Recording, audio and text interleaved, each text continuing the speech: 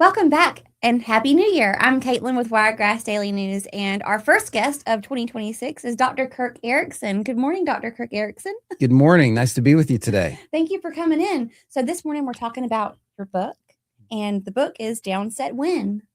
So I wanted to start off by saying that I noticed there's two ESPN higher ups, I guess you would say. Yeah, sports journalists. Sports journalists, yeah.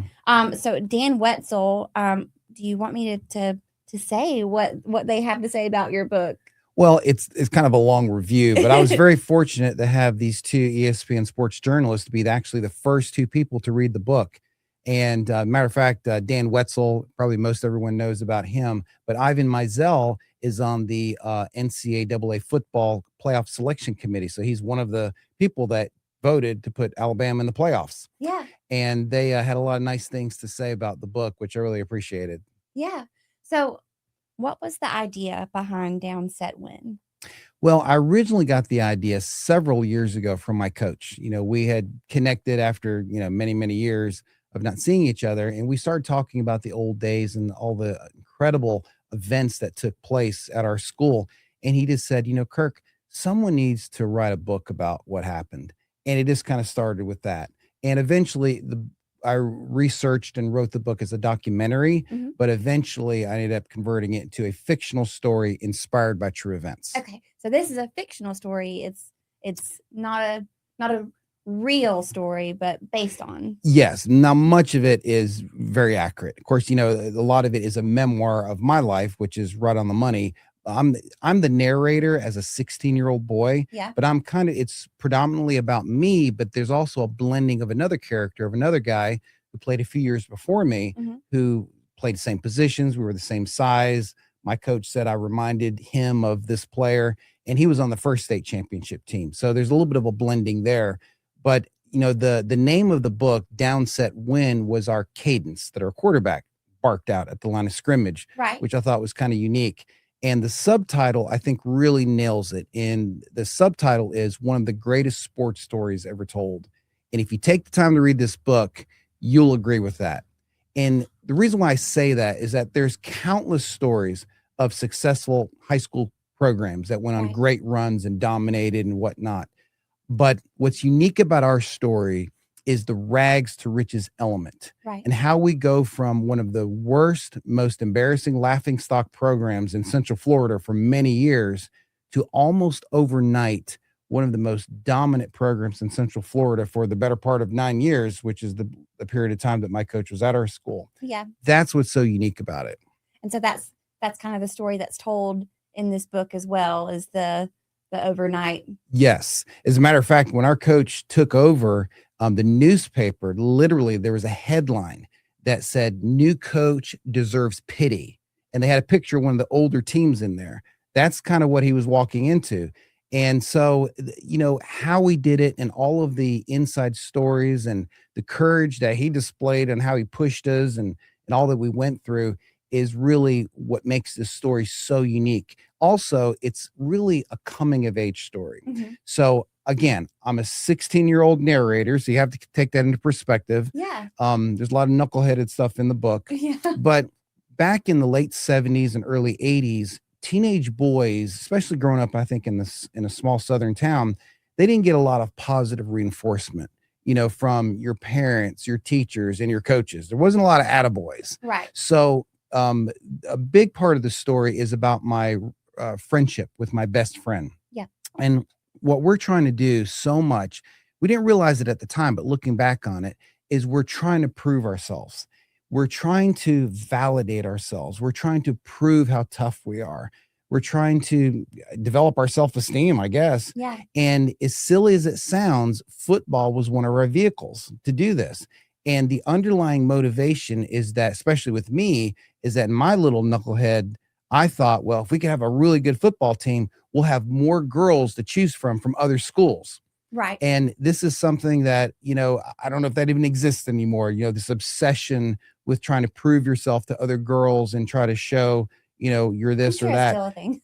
Yeah. I don't know if it's like it was back then, because we didn't have as many distractions. Right. You didn't have as many options. So that's why a lot of us went through what we went through with football, is because either that or working on the farm or working on the ranch, and so this was kind of an outlet for us. Right. So where did you grow up? In Central Florida. Central Florida. Yeah, in the Ocala, Denellen area. Okay. That's all the horses. Yes. Yeah, I'm from horse country for sure. We took our son to Disney World and we had to detour. There was something going on the turnpikes. We had to detour through Ocala and we saw all of the, the horse training facilities, and that's a wild area. Yeah, we were trained like horses. As a matter of fact, in the store, one thing that's not accurate is in the book, I talk about the spring practice of my sophomore year, but actually in reality, it happened my freshman year. And this is really kind of pinpoints how he did what he did. We started off that spring practice with 55 players. That was the most players that had ever come out for football. Right. By the end of the spring, we had only 19 players left. Oh. And the 19th player was an 8th grader who is a big guy. He ended up being an offensive lineman at what was back then called Troy State University, now Troy University. And he couldn't play in the jamboree. So we show up at the jamboree with 18 players, and the coach had us playing schools 1 or 2 classifications above us. So they all had 75 players. And not only did we beat both of those teams with our 18 players, we physically dominated them. Wow. And this was my first witness of how good we were. Right. And that's kind of, that's why we were pushed so hard, because, like my senior year, the only time I got a break was on the kickoff team. A few games into the year, they took me off that, and I was on the field the whole time. So we had to be well conditioned. We were really well known for the 40-40s. And that was after every practice, we ran a minimum of 40-yard sprints. If we were lucky, that was all. We sprint 40 yards, jog back 40 yards. That counted as one. And we did that every practice. If we had a good practice, if we had bad practice, then we had to do gassers and Jerichos and all kinds of other things. And also we lifted weights year round, which back then was not really a thing, in most places. But that's why we were never one of the biggest teams. We're always smaller than most everybody we played, but we were really strong because we lifted so much. And that, that mental toughness, being in good shape, and just, it's like he pushed us so hard that when we got into a game, that was a break, because practice was harder than playing in a game. So the game was easy. The game was easy. And, it's like the coach got us to the point where there was nothing left to do but win. Right. And it was so ingrained into us. So how long did it take you to write your book? Years. So Years. Yes, years. And, but it's, kind of a labor of love. I've published 2 other textbooks, on as a chiropractic physician. I've published 2 books published by Lippincott, Williams and Wilkins on the cervical spine. And I never want to do that again. No. That's a nightmare. But this was kind of more of a labor of love. This was a fun labor. Yes, it was. And I want to throw out another stat here I think is so amazing. This is a true stat, okay? It's not in the book, but it's the reality of our school. The 9 years that our coach was at our school, when you look back at all the games, 50% of the games, we had a shutout. In other words, no one scored against us. 50% of the games. Wow. Now, out of the remaining 50% of the games, half of those games, the opponent scored 1 time. So if you look at it, 75% of the time when you played our school, you were going to score 1 time or you weren't going to score at all. And that's how physically dominant. And it wasn't, and we had skill, we had players. But the thing is, when it comes to defense, you don't have to have the best talent. You got to have relentless effort and toughness. And that's where it really shows up. And we were really good on defense. So really again, tough. And again, it seems kind of funny, but in those days, it meant so much to show how tough you are. And it's not like I peaked out in high school. I've accomplished a few other things in my life, but I will say I am still to this day, I'm proud that I was one of the few who didn't quit, and so many of my friends quit. That's kind of sad, but on the team, I didn't even have a lot of close friends on the team because most of my friends didn't want to play. Now they regretted it and they want to play later, but they just couldn't handle the pressure, the physical and the mental pressure that was put on us. But, you learn just to deal with it Right. and you're better off that way. Well, I think that is something to be proud of, and it teaches Mhm. you to carry that characteristic throughout life. And as you Mhm. said, that wasn't the only success that you've had. You've obviously become very successful, which is great.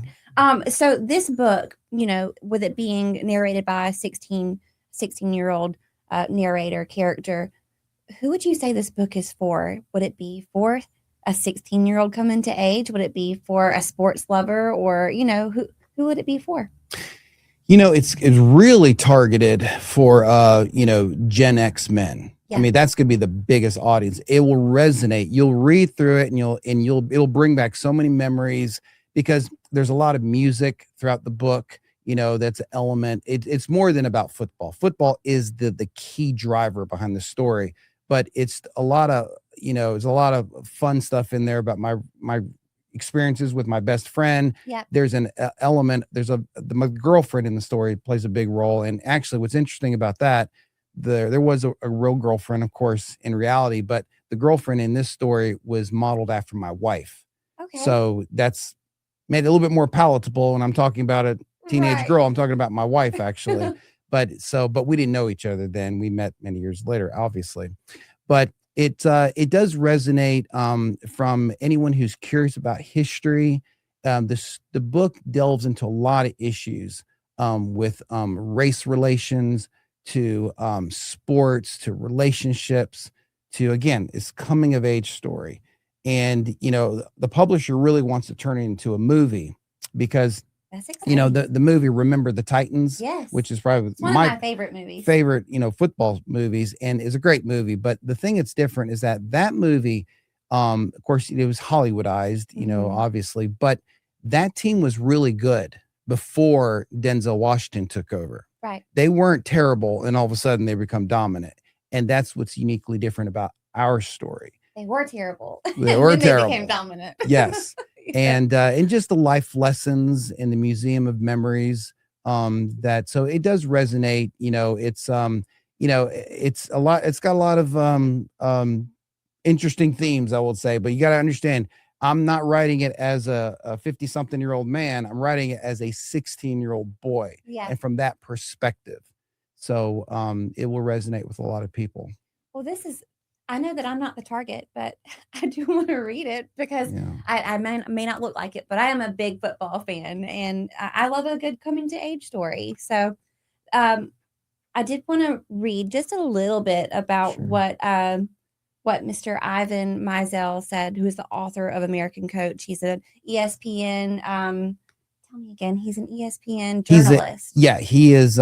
He's a former ESPN journalist, and he's on the NCAA football playoff selection committee. Right. So he does many things. He's a very well-known sports author too.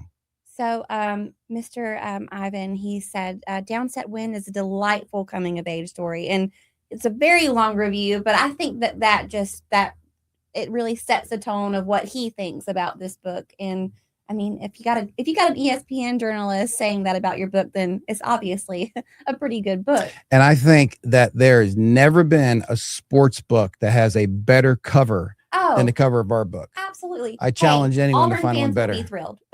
Yes. I know that that's probably not who that's about, but there's a tiger on it. Yeah. But actually, Bear Bryant is mentioned in the book in different places. And there's a little mention of Auburn University in there too. Just there's different quotes of famous coaches and different themes as well. That's exciting. Well, everyone, where can someone purchase this book? Well, you can go to downsetwin.com, and it's a website that has some information on the book. And of course, you can see a link there that'll take you to Amazon, or you can go straight to Amazon, and you'll find it on there. And it's a very inexpensive book, and you can check it out. I don't think you'll be disappointed. It's kind of a nice retreat, in this day and age of a lot of stress and a lot of different areas. Retreats are needed. It's nice just to kind of shut your brain off to all of that stuff, and just kind of take you back in time to, some would say maybe a better time, and just kind of reflect. Also, too, I think for, younger adults, that might give them a little bit of a different perspective of how things were back in those days. And I think Ivan Maisel makes the point of BCF BCP before cell phones. BC year 15 BC before cell phones. Yes. That's fun. Yes, that's right. So it's an enjoyable ride, and I think if you get it, again, get it for your husband. But I think a lot of women will enjoy it, and you can see it. There's a lot of reviews on Amazon of women who've read it that are saying some nice things as well. That's great. So go to downsetwin.com, and there will be a link there that'll take you to the Amazon store to buy it. Or you can go right to Amazon and type in Downset Win, and you'll find it there. But yes, go out and buy this book because it seems like a really good book. Thank you, Doctor, for coming in this morning. Yes. And I want to read your book. Do it. Okay. Thank you. Thank you.